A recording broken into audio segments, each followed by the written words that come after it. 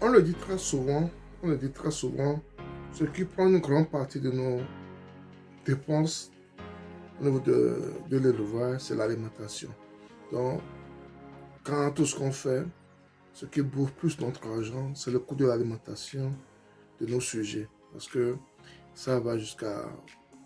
Ça dépend du domaine dans lequel tu investis, ça va jusqu'à 70% des fois. Et tout ça, ça dépend de là où tu investis.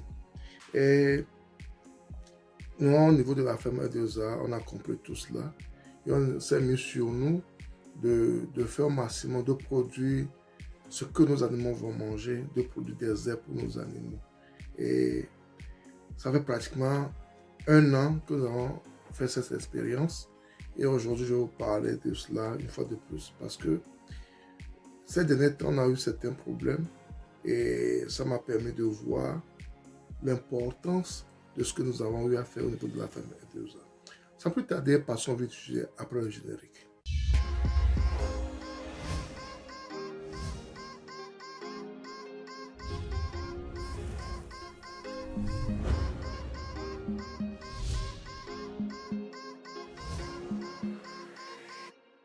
Si vous me découvrez la première fois, mon nom c'est Sabi Aliati. Sur ma chaîne, je vous parle d'investissement général en activité nouvelle. Cette thématique est importante également, tu es au bon endroit. Abonne-toi à notre chaîne Zagou. Clique sur la cloche de notification pour ne pas rater nos vidéos à chaque fois que l'on publie. Ensuite, partage le maximum pour que puisse être un grand nombre de personnes. N'oublie pas ensuite un pouce, ce qui va également permettre à YouTube de diffuser nos vidéos à plus de personnes.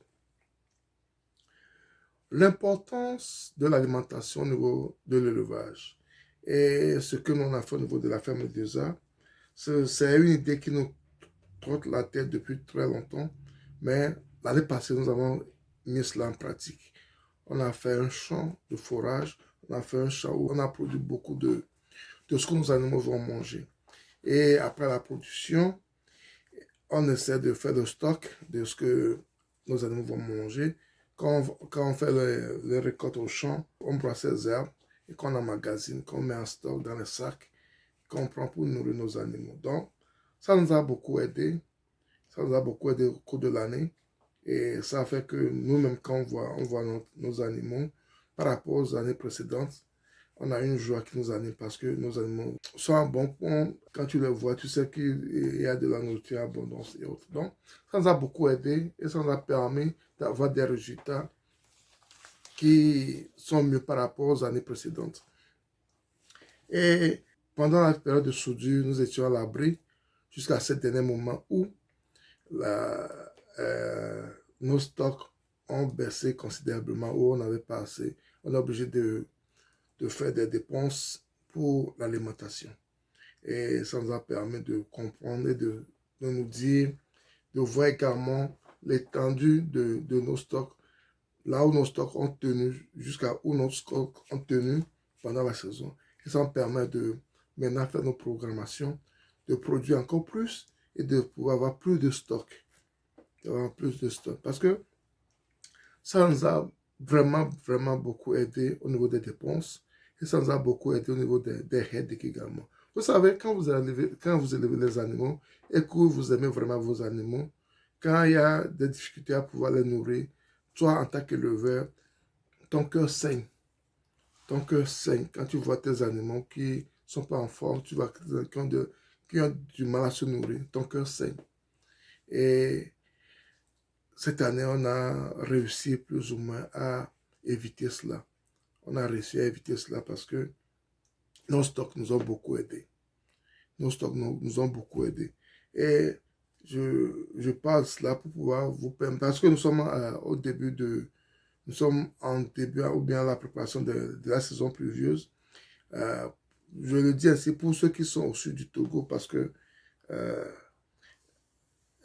ça dépend de là où tu situes ta ferme. Et parce qu'au Togo, les saisons au sud sont différentes des saisons au nord. Donc, moi, ma ferme se trouve au sud du Togo. Et c'est par rapport à ça que je fais mes vidéos. Et toi aussi qui est au Togo, bien dans un autre pays, tu peux adapter mes vidéos par rapport à tes réalités. Tu peux l'adapter à tes réalités. Donc, c'est pour dire que nous, au niveau de la grande saison des pluies qui s'annonce plus ou moins au Togo actuellement, nous avons commencé par préparer nos champs pour mettre plus de fourrage. Pour mettre plus de fourrage. C'est très important. Surtout quand tu élèves les animaux qui se nourrissent principalement des herbes, comme les moutons, les chèvres, et même les porcs aussi, des fois on peut leur donner des herbes. Donc quand tu as des animaux qui sont dans cette catégorie, il faut penser à cultiver ce qu'ils vont manger.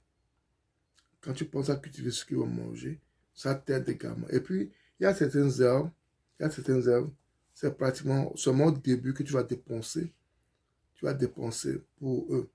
Quand ils vont coloniser l'endroit, c'est fini. Tu ne vas plus faire le sac, tu ne vas plus pratiquement rien faire. Tu ne vas plus pratiquement rien faire. Il y a certains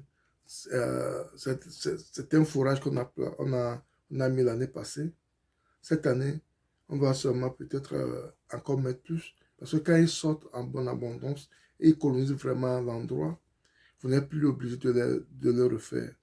Même pendant la vraie saison sèche, des fois, ils ont l'air de mourir. C'est comme s'ils ne sont plus là-bas. Mais quand la saison pluvieuse démarre, vous voyez qu'ils vont encore revenir à vie. Et c'est très, très avantageux pour toi qui fais l'élevage. Et nous, l'avantage que nous avons aussi des fois, c'est que nous les arrosons. Nous les arrosons. Ça fait que pratiquement, pendant un bon bout de temps, nous avons tout forêt en abondance. Mais ce qui est important également, c'est qu'il faut essayer de la protéger parce que vous n'êtes pas sans savoir que les gens vont venir les chercher gratuitement. Nous, le problème que nous avons, c'est avec les peuls qui, tantôt, des fois, ils cherchent à amener leur bœuf pour goûter là-bas, alors que nous, on a des pensées pour le faire. Et c'est ça qui est frustrant des fois. Mais en général, c'est une très bonne chose, c'est une très bonne stratégie. Si tu réussis un élevage, de trouver des moyens pour pouvoir réduire considérablement tes coûts de production, surtout au niveau de l'alimentation. C'est ça qui nous tue, c'est ça qui prend une grande partie de nos fonds d'investissement. Et nous, on l'a fait et ça nous a beaucoup aidé. L'année passée a été la première expérience que nous avons où on pense à le faire, on le fait à petit coup, à petite échelle, mais l'année passée, on a vraiment investi dedans.